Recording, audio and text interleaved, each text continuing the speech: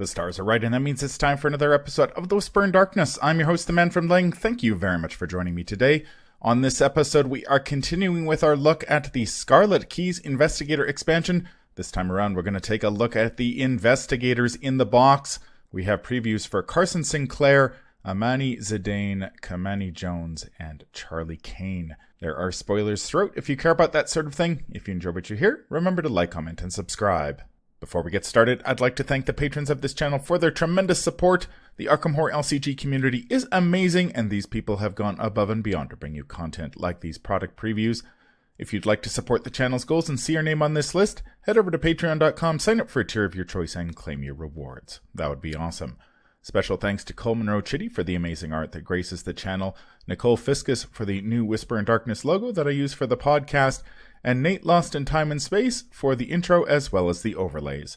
Thank you very much. I couldn't do it without you. Without further ado, let's get started. Welcome back, everyone, to my coverage of the Scarlet Keys Investigator expansion. This time around, we're going to take a look at the investigators in the box.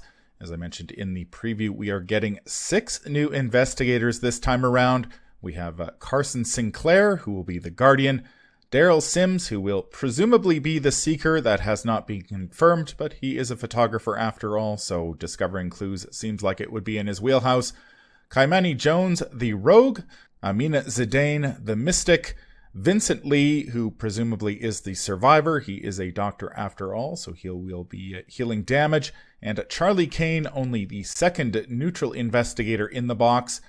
We do have the stat lines for many of the investigators. So far, we have Carson Sinclair, who is a 2-2-2-2 across the board. Kymani Jones is a 3 willpower, 2 intellect, 2 combat, and 5 agility investigator. It's always nice to see that big number 5 in the agility slot if you're playing a rogue. Amina Zidane has 3 willpower, 3 intellect, 3 combat, and 3 agility. A bit unusual for a mystic. No 5 willpower this time around. And Charlie Kane has 1s across the board. 1 willpower, 1 intellect, 1 combat, and 1 agility. He relies heavily on his allies to do a lot of the heavy lifting for him. This expansion will also feature the new customizable keyword that allows you to spend experience to grant player cards increased stats, reduced costs, or new abilities. Check out my other video about the customizable keyword. There is a lot going on there, and it really deserves a video of its own. We are going to take a look at 3.5 of the investigators. We're going to take a look at Carson, Amina, Kymani, and Charlie. I have done a separate video that is a deep dive about Charlie, so if you're interested in hearing my thoughts about having played Charlie, as well as some deck building tips, check out that video. Carson Sinclair is the Butler. He is a Guardian investigator specializing in support. All of his abilities and signature cards are geared towards helping other investigators, as we shall see. He has 2 willpower, 2 intellect, 2 combat, and 2 agility, so very low stats, similar to Amanda, who was released in the Innsmouth Conspiracy. He has the assistant trait. Not sure if that's relevant right now, not even in the Dream Eaters campaign. You may take an additional action during your turn, which can only be used on the below action ability. Action, choose another investigator at your location. They immediately take an action as if it were their turn. Limit once per round. For each investigator, his Elder Sign effect is +0. Draw 1 card. You may resolve this effect anytime another investigator at your location resolves their Elder Sign effect. He has 6 health and 6 sanity. Now, if Carson's ability looks familiar, that's because we've seen it before. There was a card, a Seeker event called Guidance that was released back in the Black Stars Rise in Mythos pack. It has since been reprinted in the Path to Carcosa Investigator expansion. Guidance was a free event that let you choose another investigator at your location who has yet to take his or her turn this round. That investigator may take an additional action during his or her turn this round. Carson's ability is very similar, except the investigators don't have to have not taken their turns. He can give them an action whenever he wants. One of the biggest issues with guidance, of course, is that basically if you were playing this card, you were giving up an action to let another investigator take an action. So you were taking 2, the other investigator would get an extra action. I have never played this card. I haven't seen many people play this card. Judging by the number of decks over on Arkham DB, not many people have played this card. So I guess the designers decided to take another crack at this ability in Carson. As I mentioned at the top, Carson Sinclair is a support investigator, and in all honesty, I'm probably not the right content creator to talk about Carson. Carson is a multiplayer investigator through and through. His ability is all about helping other investigators around the table, and as someone who plays predominantly solo, I'm probably not going to be playing Carson anytime soon, and if I am to play multiplayer at some point, Carson is probably not the investigator I will reach for, so he's not really an investigator that either suits my playstyle when I'm playing solo or in multiplayer, so chances are Carson is not going to see much play for me. I guess you could play him solo, but playing a 2/2/2 investigator with basically a blank text box and 6 health and 6 sanity doesn't sound like that much fun to me. His signature cards also deal almost exclusively with the multiplayer format, and his signature weakness could be a bit painful in solo as well. So he is not the investigator for me, but I am sure there are other players out there who enjoy playing a support role around the table, and Carson is right up their alley. Now, his ability basically lets you farm out your actions to other investigators at the table. So Carson gets 1 free action that he can use to trigger his ability, and then you can trigger that ability as many times as you want, as long as it's limit 1 per investigator. So theoretically, in a 4-player game, Carson could hand out 3 of his actions to other players around the table, and then he would have 1 action remaining for himself. That kind of playstyle doesn't really appeal to me all that much. I usually sit down at the table to play my investigator, and simply sort of hanging out with other investigators and passing my actions off to them doesn't really appeal to me all that much. I guess this presumes that the other investigators' actions are going to be that much more impactful than yours, which I guess when you have a 2/2/2/2 stat line is probably the case, but I guess it is nice to have that option. If you are tagging along with a bunch of investigators, they say have 5 intellect and they need to investigate a High Shroud location and there's only 1 clue there, Carson can hand them an extra action, they can get the job done, and the party can continue on their merry way. One of the important things to note is that we do not know the deck building options for any of the investigators that have been spoiled, with the exception of Charlie Kane. So we don't know what Carson, Amina, and Kymani can do on their backsides. Many players have speculated that Carson is going to be an investigator who is focused on skills, much like an investigator like Min or Silas. So potentially his deck building options will include taking skills from many different classes. That would be certainly support his role as a support investigator, being able to contribute skills to a bunch of different tests, and his signature card also happens to be a skill, which sort of supports that theory. There is also a new skill, Helping Hands, that we will look at during our review of the spoilers from the FFG announcement, that also encourages sort of lends to the theory that Carson will be all about skills. So basically, I think if you're playing Carson, you are playing that support role. You're going to be sticking very close to at least one other investigator, if not the entire group. You're going to be supporting them by contributing skill cards to their skill tests. If they have impactful actions that they want to take, Carson will be giving them extra actions. in order to achieve things. And his Elder Sign effect plays into this sort of play style where you're going to be hanging out with the other investigators, because if another investigator at his location draws an Elder Sign, Carson gets to resolve his Elder Sign effect as well and draw one card, which is nice. Of course, if you're playing 3 or 4 player, the odds of seeing more Elder Signs is a lot higher, so the chances of Carson drawing a fair number of cards with his ability certainly goes up in higher player counts. Or if you're playing somebody like Father Mateo, who can certainly has more options to trigger Elder Sign abilities. The one thing to note about Carson's special ability, the action anyway, is that it is an action and it does trigger attacks of opportunity. I don't expect Carson to be engaged with a lot of enemies, since he is going to be hanging out with other investigators, and presumably they will be dealing with most of the enemies for the poor butler.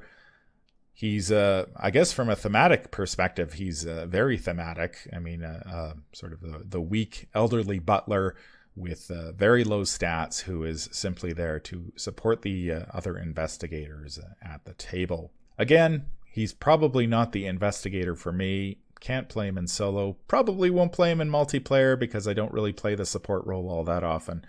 So hopefully he will find a place in the community. Let's take a look at Carson's signature cards, both of which were spoiled.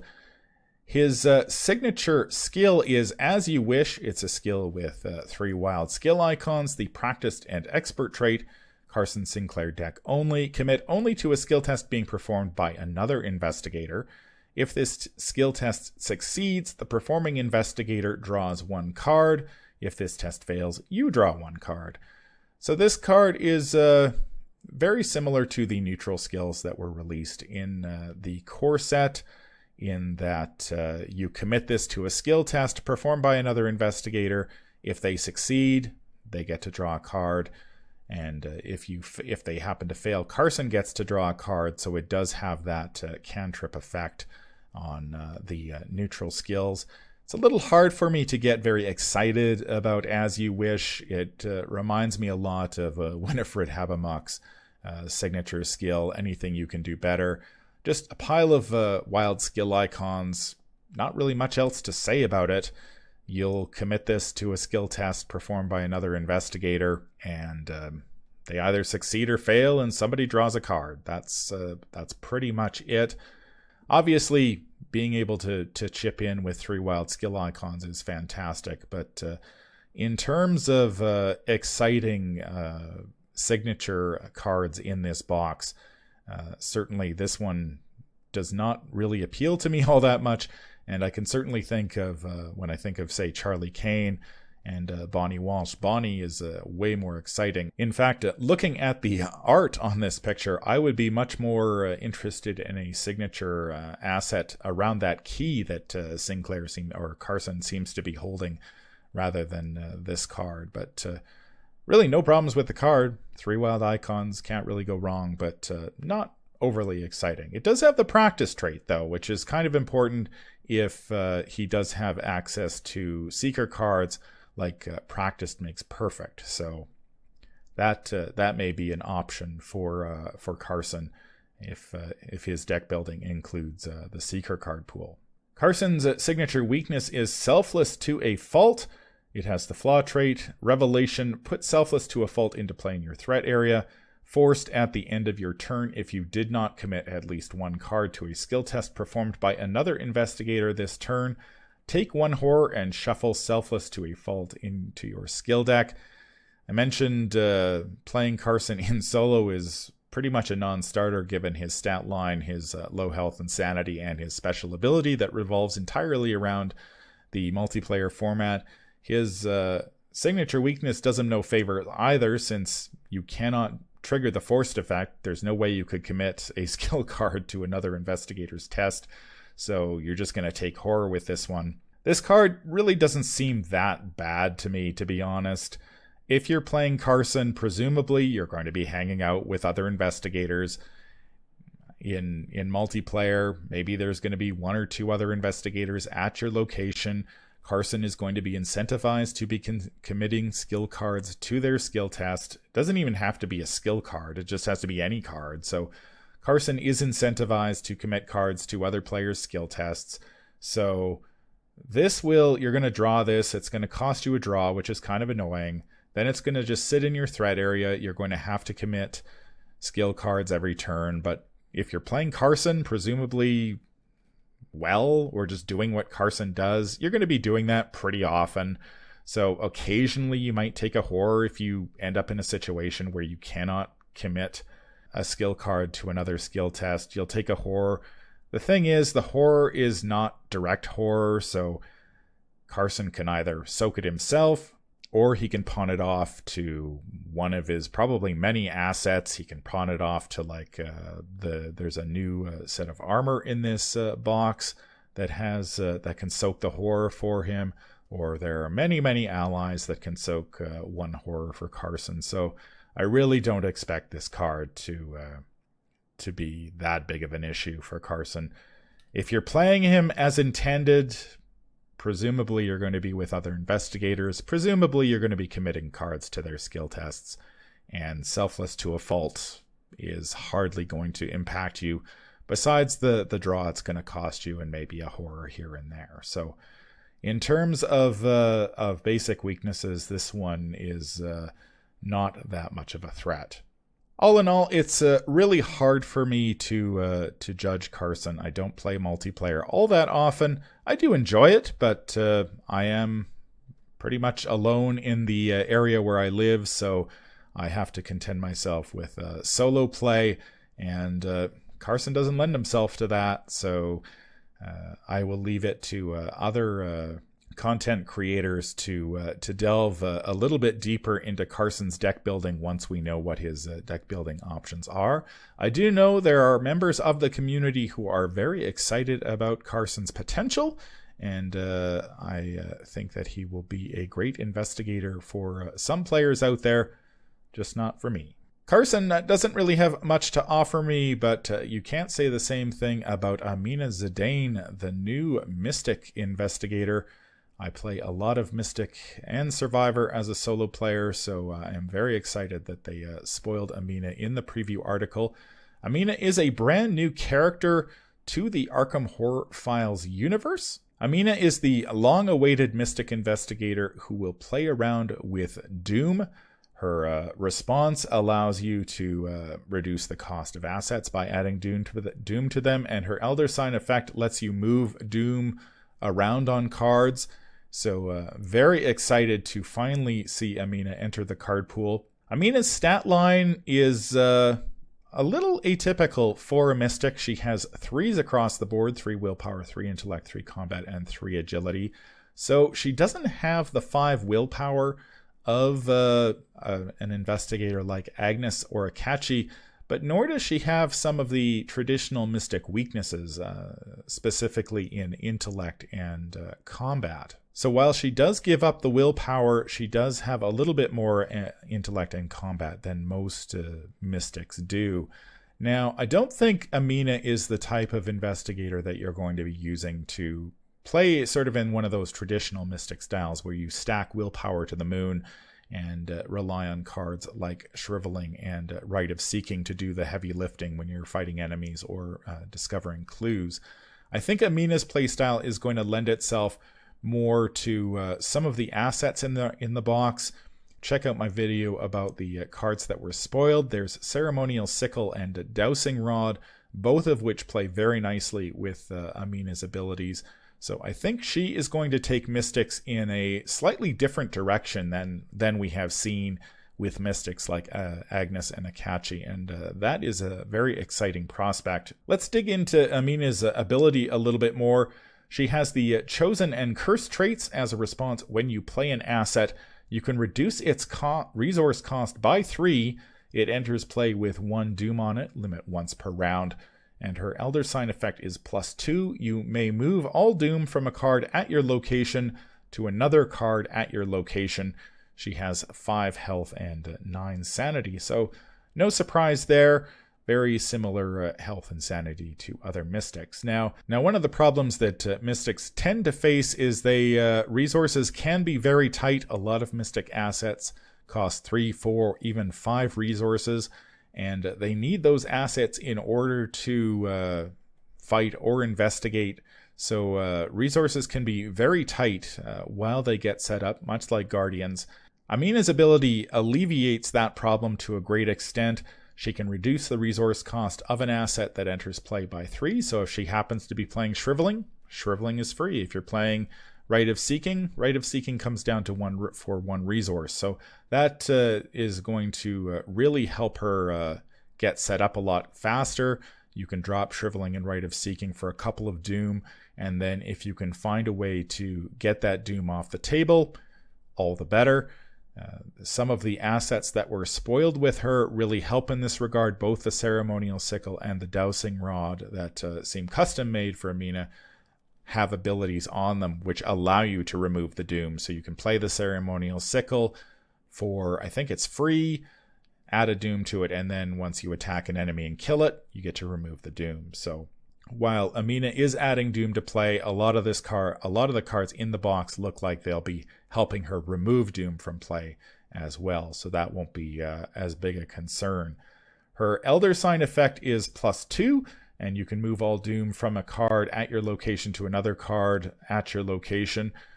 One of the ways the preview article suggests using this ability is if you draw an Elder Sign, you can move Doom from one of your cards to an enemy that you are then going to kill, and that Doom evaporates. So it's not something you can rely on to remove Doom. I think you're probably still going to want to dust off your copies of Moonlight Ritual from the Dunwich Legacy Investigator expansion in order to remove Doom from cards in play. But her Elder Sign effect does give you a way to shuffle the Doom around the table a little bit and get rid of it if you are able to defeat enemies. The preview article also spoiled Amina's signature cards, Word of Weal and Word of Woe, both of which encourage Amina to play around with Doom even more. Word of Weal is a packed trait, Amina Zidane deck only, fast. Play when you perform a skill test on an asset with 1 or more Doom on it. You get to add your willpower to this skill value for this test. Then if Word of Woe is in your discard pile, you may shuffle it into your deck. So this works well again with some of the assets that were previewed in the article, and you can add Doom to them. Those assets also let you use either your willpower or your combat when you attack with them. So if you play Word of Weal, you get to add your willpower to that as well. So she's got 3 willpower and 3 combat, so she's fighting. She plays an asset, say on the cheap with her ability, adds a Doom to it, then plays Word of Weal to attack with it. Say if it's, we'll just say the Enchanted Blade for argument's sake, she will get that attack bonus using her combat and then add another 3 on top of that with Word of Weal. And then if Word of Woe is in your discard pile, you get to shuffle that back into your deck and vice versa if you play Word of Woe. Word of Woe is a 2-cost event that is fast, play only during your turn. Place 1 Doom on an asset you control to resolve an action ability on it, ignoring all costs, including its action cost. Then if Word of Weal is in your discard pile, you may shuffle it into your deck. Again, here's another card that encourages you to play around with the Doom on the table. You can add a Doom to an asset you control and basically use it for free. You don't pay any costs. I assume if you tag this on a Shriveling with a Doom on it, you wouldn't pay the charges at all. Basically a free action, which is very nice indeed. And then if Word of Weal is in your discard pile, then you get to shuffle that back into your deck. So if you can get a nice flow going, you can play Word of Weal, then Word of Woe, and vice versa, and keep swapping them. Both of these cards are fast, and they work well in tandem with some of the assets that were spoiled in the box, namely Ceremonial Sickle and Dowsing Rod, both of which give you options to add Doom to them when you play them, and have options to remove that Doom when you use them. So this gives Amina a way to get rid of some of that Doom and add more if she wants. One of the big questions I have about Amina is whether some of the scenarios in the Scarlet Keys campaign will have longer doom thresholds in order to accommodate her playstyle. There is a chance that you could add a significant amount of doom to the table in a very short period of time if you're playing Amina, and so this would give you, if you had a slightly longer doom threshold on scenarios, that would give newer players a chance to play with Amina without sort of freaking out about all the doom that they're adding to the clock and making the scenario tick by a lot faster. We didn't receive any previews of cards that really remove doom from play, unlike the Ceremonial Sickle and Dowsing Rod, so we will have to wait and see whether there is a card specifically that removes doom from play, much like Moonlight Ritual from the Dunwich Legacy. Perhaps we will receive an upgrade for the Moonlight Ritual, maybe a level 2 version that removes doom from multiple cards in play. That might be something that Mina would be interested in, or maybe there'll be another effect that we can't foresee at this time. But Amina certainly is going to make a lot of players revisit all those cards that add doom to cards in play. Of course, Amina also has a signature weakness, Deafening Silence. It has the Omen trait. Revelation, move 1 doom from an asset you control to the current agenda. This may cause the current agenda to advance. If no doom is moved in this way, shuffle Deafening Silence back into your deck. This effect is very familiar to longtime players of the game. It is basically Ancient Evils.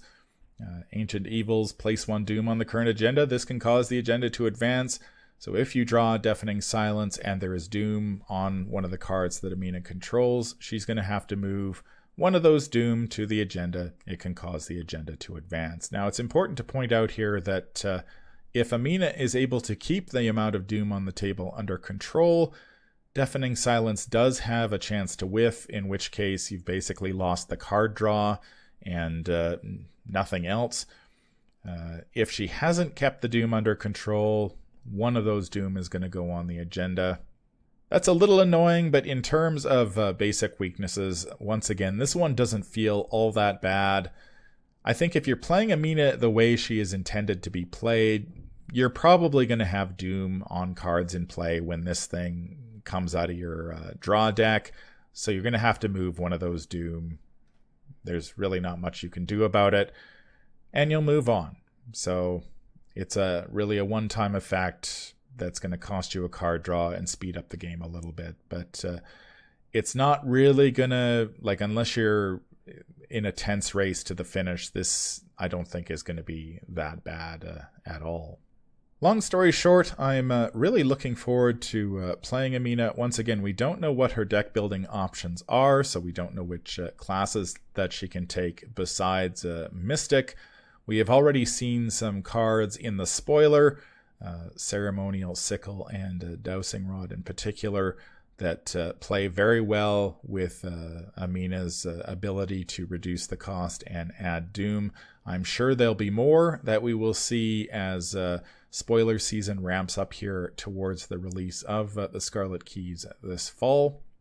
Amina is also going to give us a chance to revisit some of the cards that we've seen in the past. Adding doom to cards is a theme that has sort of, the designers have sprinkled very lightly through previous sets, and so Amina is going to give us a chance to revisit those cards and see what we can do. I don't think she's the type of investigator, or I don't think she's the type of mystic anyway, that you're going to spend a lot of time stacking willpower as high as possible, which is going to be a refreshing change for players like me who have gotten used to playing Agnes or Akachi.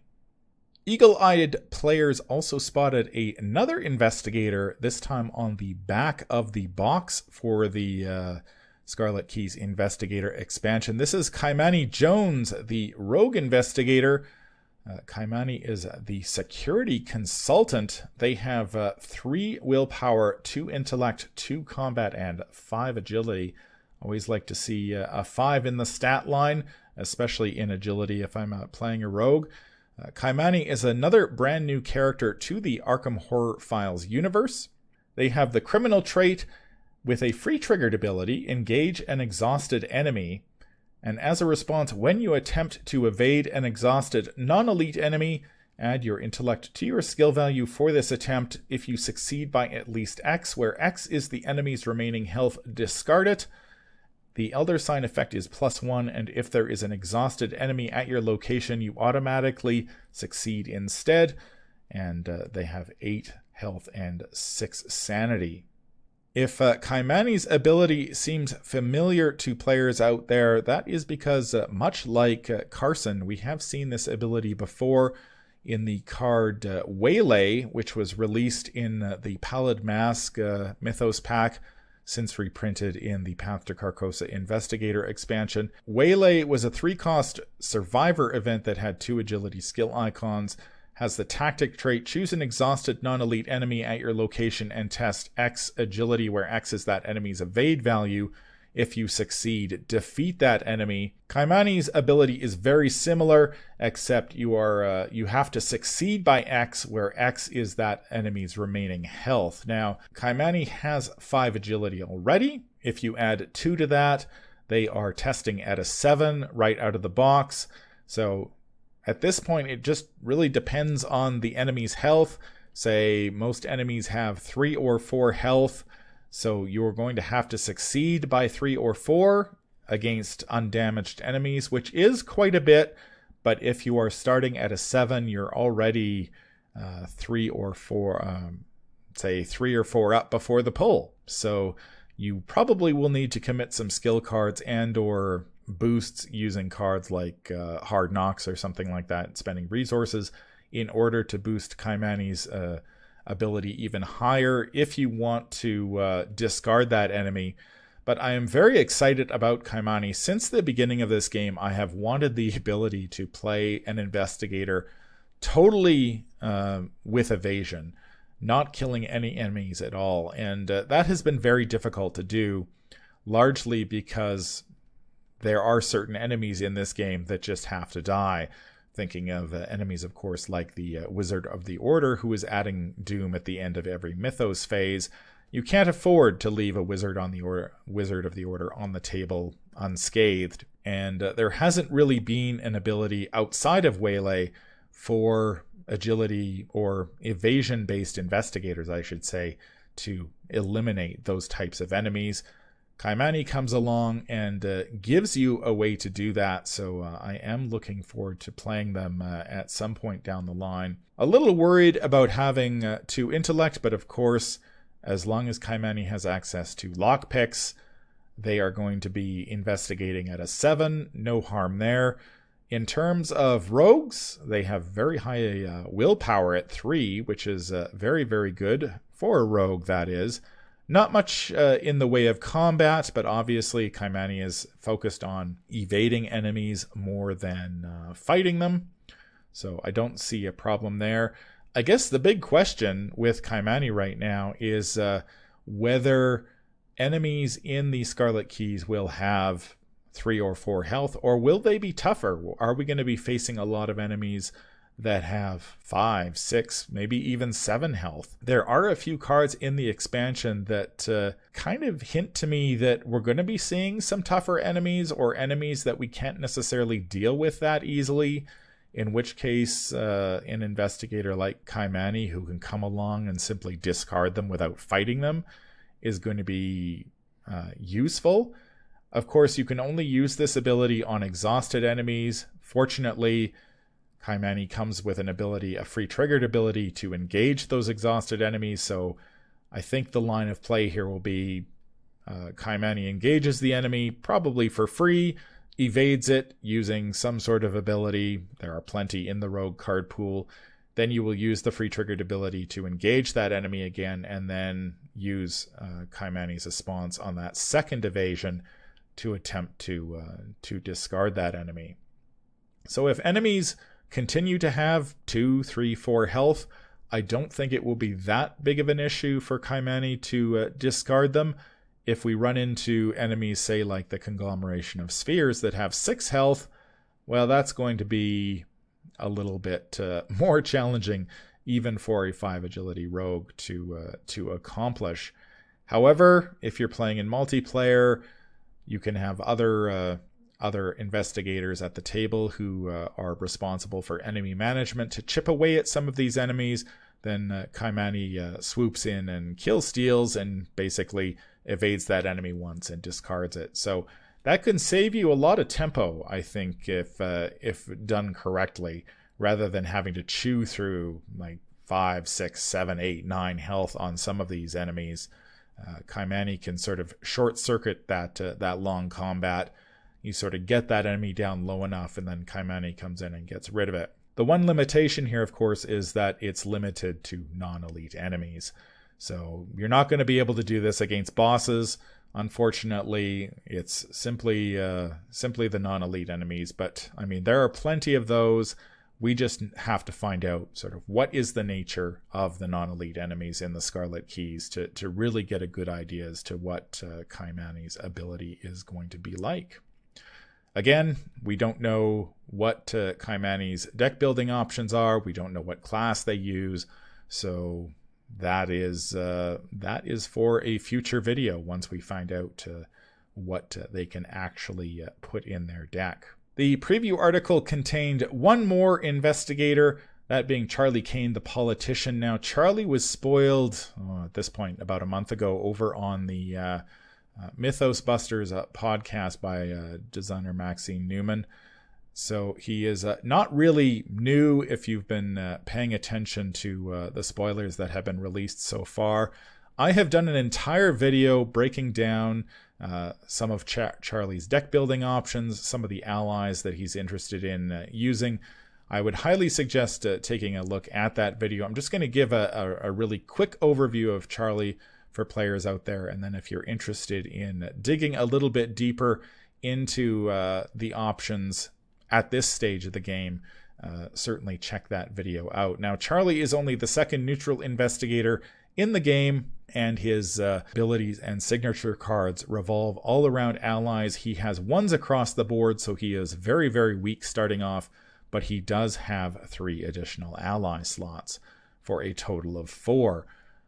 The thing is that Charlie really needs those allies because as a free triggered ability, during a skill test you are performing, you can exhaust an ally asset you control. For this test, you get +1 skill value plus an additional +1 for each skill icon that ally asset has that matches the skill test type. His Elder Sign effect is +3 and ready an ally asset at your location. He only has 6 health and 6 sanity. That's not too big of an issue in my experience because he does have so many allies in play to soak damage and horror for him. Now, just to give you a brief idea as to how Charlie's ability works, say you have a Beat Cop on the table. Beat Cop is giving Charlie a passive +1 combat skill bonus, and then if Charlie exhausts the Beat Cop during a skill test, he is getting an additional +2, 1 from the Beat Cop card itself, and then 1 because of the combat skill icon. So if you're playing Charlie at level 0, most level 0 allies only have 1 skill icon, so the most you're getting from most of them is a +2. There is a couple of allies, Greta Wagner and Joy the Rat Vigil, that have a couple of skill icons. But once you gain a few experience, Charlie can really excel because you have allies like the upgraded version of Greta Wagner, who gives you 2 passive skill bonuses as well as 3 skill icons on her, including a wild skill icon, so she can boost Charlie by, I think, 4 with an exhaust. Michael Lay, the new Guardian Seeker ally that was released in the Edge of the Earth Investigator expansion, has a similar passive boosts and skill icons. He can do a lot of work for Charlie. And then, of course, there's Lola Santiago from the Heart of the Elders Mythos pack, who has 2 intellect skill icons and gives you a passive intellect boost and agility boost. So with 1 exhaust from Lola during a skill test, Charlie goes from a 1 to a 4. Or sorry, a 1 to a 5. So with Lola at his side, Charlie is pretty tough to stop. Now, Charlie's deck building restrictions have been spoiled, and they include every ally in the game and then 2 classes of your choice, but you only get level 0 to 2 cards. So you do have the flexibility, much like the other neutral investigator Lola Hayes from the Path to Carcosa. You get to pick whichever classes you want, but your card choices within those classes is very limited in Charlie. But of course, Charlie's all about allies, and you get to play whichever ally you want with Charlie. So that is very nice indeed. But do check out my Charlie Kane video, which goes into a lot more detail about his deck building options. Just going to take a quick look for those who haven't seen Charlie Kane's signature cards. He has Bonnie Walsh, the Loyal Assistant, 3-cost asset with 2 willpower or 2 wild skill icons, ally, civic, and assistant trait. Charlie Kane deck only. Response: after you exhaust Bonnie Walsh, ready another ally asset you control, limit once per round. She has 2 health, 2 sanity, and takes up an ally slot. I have had a chance to play Charlie quite a bit, and I can tell you that Bonnie is an absolutely amazing ally for Charlie. Any ally that has wild skill icons on it is gold in Charlie, and you can exhaust Bonnie Walsh and basically add 3 to any of Charlie's stats, which is great. Suddenly he goes from a 1 to a 4. And her ability to ready another ally when she exhausts is even better, because there's all sorts of tricks you can play. You can exhaust an ally to gain a skill boost, then exhaust Bonnie to ready that ally, to exhaust that ally again to get another skill boost. So Charlie's stats can reach some astronomical numbers once you start playing around with those allies, and Bonnie plays a pivotal role in that. I know in many of my test games with Charlie, having Bonnie around, the games always went better than when Bonnie was not. We have looked at a couple of fairly tame signature weaknesses in this preview so far, both Carson Sinclair and Amina Zidane basically having sort of meh signature weaknesses. You cannot say the same about Burden of Leadership. It has the flaw trait Revelation. If you control no ally assets, shuffle Burden of Leadership back into your deck. Otherwise, for each ally asset you control, either exhaust it or deal 1 direct damage and 1 direct horror. Man, oh man, if you draw this at the wrong time, it can wipe Charlie's board, because it will kill every ally on the table. Even if it doesn't kill all your allies, you have to exhaust them, which honestly, when your stats are 1, 1, 1, 1, 1 across the board, and you rely on allies for skill boosts, exhausting them all can be just as bad, and can basically make Charlie miss a turn.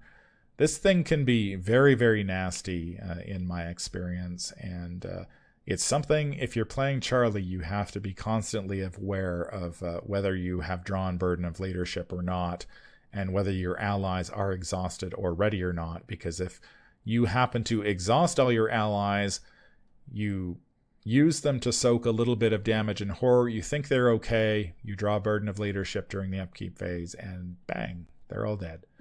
So it is very rough indeed, but probably necessary to keep Charlie from snowballing out of control. That's going to do it for my look at some of the investigators in the Scarlet Keys Investigator expansion. We still don't know what Daryl Sims and Vincent Lee do, so we'll be looking out for spoilers for those. We also don't know what the deck building options are for any of the investigators besides Charlie Kane. So mysteries abound ahead of the Scarlet Keys release. We will be looking out for those to find out what classes we get to mix and match in some of these investigators. So far, it's I have to say, it's a bit of a mixed bag. Obviously, I'm probably never going to play Carson. I'm very excited about Amina, and Kymani looks pretty cool as well. I have had a chance to play Charlie. He is certainly viable in solo as well as multiplayer as it stands now, and he is only going to get better once the Scarlet Keys is released, and I expect no less for the other investigators in the box. That's going to do it for this episode. If you enjoyed what you hear, remember to like, comment, and subscribe. If you need to contact me, I can be reached at manfromlang@gmail.com. I'm also on Twitter at manfromlang. Until the stars are right, keep your shotgun close and your elder sign closer. Take care out there, and happy investigating.